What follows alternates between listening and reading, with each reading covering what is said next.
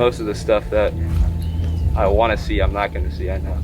The most important thing that he was going to try and retrieve, and the thing that he said he wanted to be able to take with him if he had a chance, was his teddy bear. When he was young, he was so attached to that teddy bear. Now he's an adult, and the first thing he said is, you know, he wanted Boo Boo, his bear.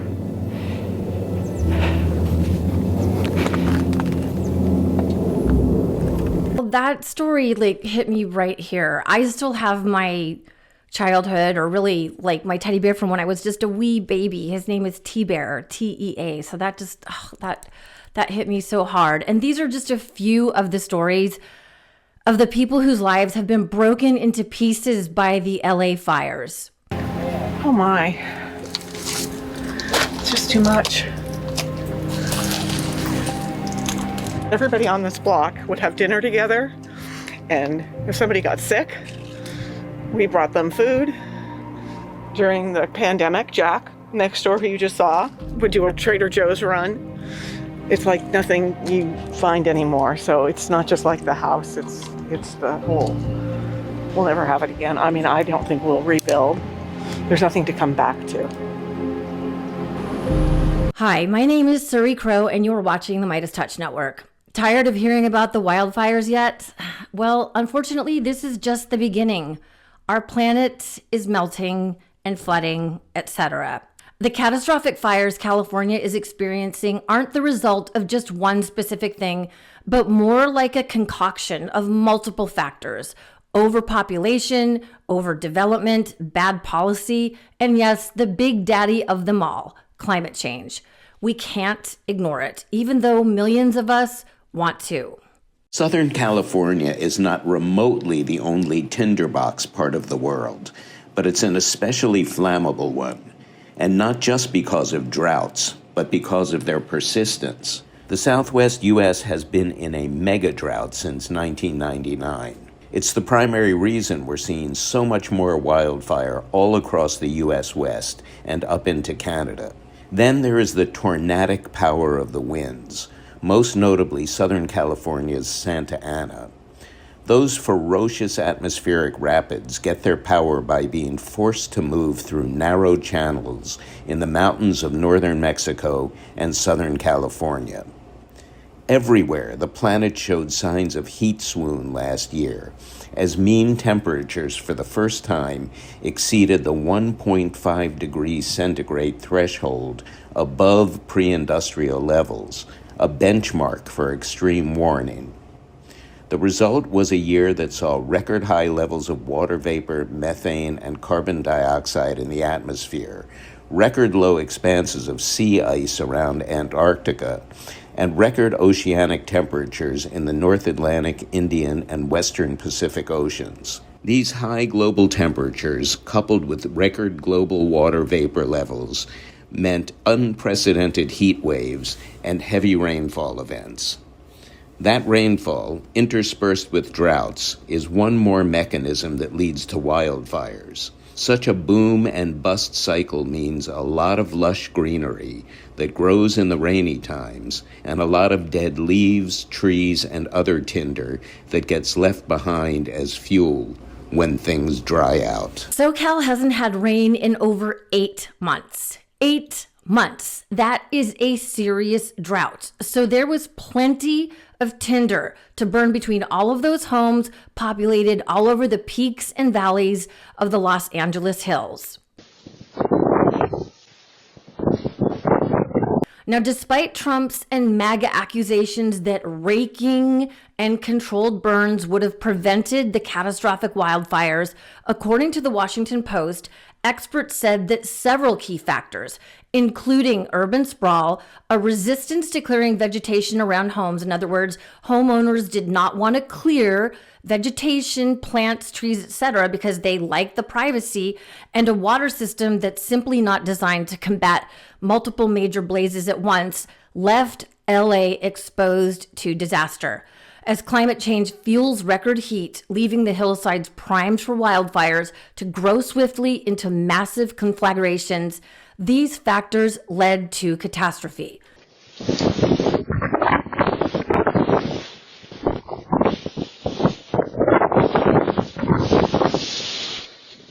And those Santa Ana winds were blowing at more than 80 miles per hour, some of them blasting at 100 miles per hour, which prevented aircraft from getting up and tackling the blazes. They weren't able to extinguish those fires at the outset. And I've heard so much criticism like, why weren't firefighters getting airborne, etc.? And then the elephant that the fossil fuel industry and the Republican Party refuses to acknowledge: climate change, which is all going together there.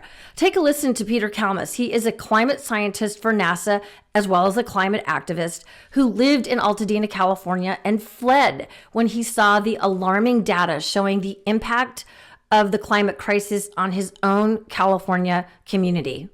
We have to acknowledge that this is caused by the fossil fuel industry, which has been lying for almost half a century, blocking action. They're on the record saying that they will continue to spread disinformation and continue to attempt to block action. They've known the whole time that the planet would get hotter like this and that impacts like this fire would happen. And then a point I really wanted to make in the piece, which they wouldn't let me make, is that this is still just the beginning. It's going to get way worse than this. 2 years ago, 2020, when that Bobcat fire happened, the whole time I was living in Altadena, it was getting hotter and more fiery and drier and smokier. And it just didn't feel like I could stay there. Like I could, so, when you have a trend line, things getting worse every year, right? Like, where's the point where it breaks? Like you keep going, you keep pushing the system, getting hotter and hotter, getting drier and drier, right? Like emitting more and more carbon dioxide from burning fossil fuels. Eventually things break. I didn't expect my neighborhood to burn this soon. Again, I think everyone needs to understand, and I wish the New York Times would have let me make this point, that this is going to get worse. I can see that today just as clearly as I could see how hotter and drier and more fiery Los Angeles was getting.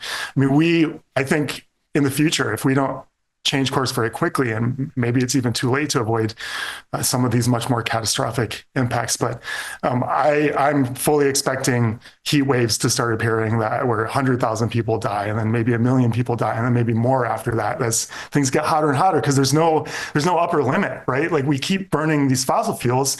Fossil fuel industry keeps lying. The planet just keeps getting hotter. These impacts just keep getting worse. It's not a new normal. A lot of climate messaging centers around this idea that it's a new normal. It's a staircase to a hotter, more hellish Earth. Peter Kalmus mentions an article that he recently wrote for the New York Times, where they, as in corporate legacy media, they didn't want him to be completely honest about the emergency climate crisis that we are all living in. Why? Well, because that upsets the Wall Street overlords that run media, hedge fund managers, fossil fuels, and big pharma. The next bit is from one of his other articles in The Guardian that I actually found super helpful and not so depressing. He writes, "Resistance is a choice: to commit to fight, to refuse to comply in advance. And on climate, every bit of extra fossil fuel burnt, every fraction of a degree of added heating matters. It's late and we've already lost a lot, but it will never be too late to fight. Get creative, get spicy, and fight on every front." What is giving me hope now? The thing that gives me hope, strangely, is that I've accepted the end of this form of profit-obsessed modernity. Extractive colonial capitalism has been a death cult for hundreds of years, and now the masks are off. I know humans can do much better than this, but before the new thing can emerge, we have to let go of this billionaire creating, planet overheating, healthcare restricting, genocidal thing that we have now. I hope to live to see something better arise, a society whose goal is the well-being of all, even though it will, unfortunately, be on a hotter planet. Yeah, what he's really talking about there is end stage or late stage capitalism, and that is where we are right now. We are going to see it sitting there on the dais with Trump at the inauguration, all of the oligarch overlords and their extractive colonialism capitalism taking the earth and taking humanity for all it's worth, like bar no holds, just grabbing greed, and it's destroying everything around us. I'll share with you a little bit about my own past history. I grew up out west in Arizona, spent my summers in Southern California, and my own family lost a summer house to a huge wildfire years ago. And then the next home that my parents got, they got many miles away up in northern Arizona, and that house was in a wildfire evacuation zone several times. So that first house, by the way, burnt down to the studs. I remember going up there with my dad, and it was like the homes that you're seeing in LA right now. There was nothing left except for, I remember this really cute like honey pot, like pottery piece, and we took it as one of the few things that was left from this beautiful summer home where I spent years as a kid. It was so sad. So anyway, this second home that my parents got after that one burnt down up in northern Arizona was always at risk of wildfires, because Arizona, again, is also in the Southwest at high risk. And at this point, I was back on the East Coast working in TV news, and one of the fires that was encroaching, and I can't remember the name of it, honestly. I was talking to my dad one night on the phone, and he's like, yeah, this fire is like, I think it was like 25, 30 miles away. And he was like, yeah, we're keeping an eye on it, da da da da. Well, the next day, to my horror, I found out that my parents had to evacuate in the middle of the night. The sheriff's office had come knocking at the door at like 3 a.m. They're like, you got to go. You got to evacuate right now. And what had happened is that this wildfire had jumped. Fires can jump, and had jumped several miles. And so what my dad had thought was a fire that was far, far away and would have given them plenty of time to get out, because it was a ranch house. We had horses, and one of those horses was mine. My dad and I kind of shared this horse, but he's one of my true loves. And so the next day, I find out that my parents had to evacuate. They had to leave our horses behind. So I was tripping. I was in this news unit with my photographer, and I'm like working on stories, and I'm like, I've got to get our horses out of there. So long story short, I was calling the sheriff's department and calling a horse rescue out in northern Arizona to try and get my horse and our horses out of there from across the country. I was so panicked. I was even talking about it now makes my heart race. Just the stress and the trauma.